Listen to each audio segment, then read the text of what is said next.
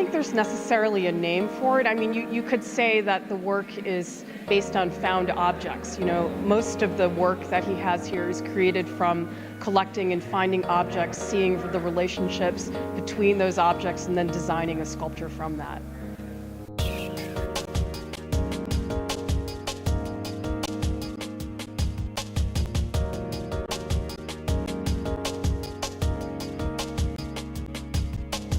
Well, I teach at RISD, and John is a professor emeritus at RISD, so I met him through that RISD connection.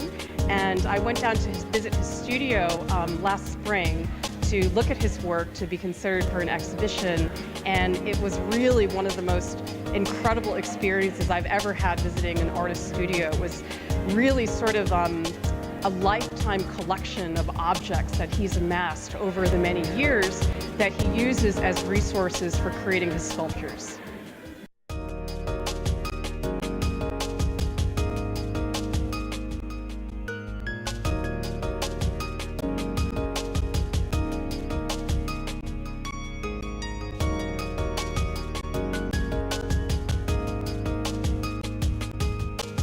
Oh, it was a huge amount of work. I mean, we had 4 student helpers. John had 3 people who he brought up from Rhode Island to help install the show. You know, every single sculpture has sort of its own unique properties. You know, everything had to be packaged in a very specific way. Everything had to be handled in a really specific way.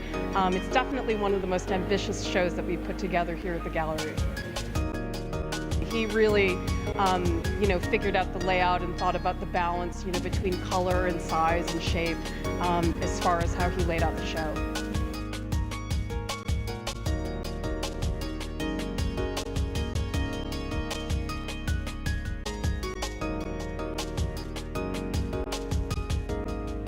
I think what's amazing about the work is that he sees things that are interesting and unusual in objects that most of us would think about as waste. So he's attracted to, for example, a certain kind of texture, a certain form, and he's able to put sort of connections between all of those pieces to create something completely new and different.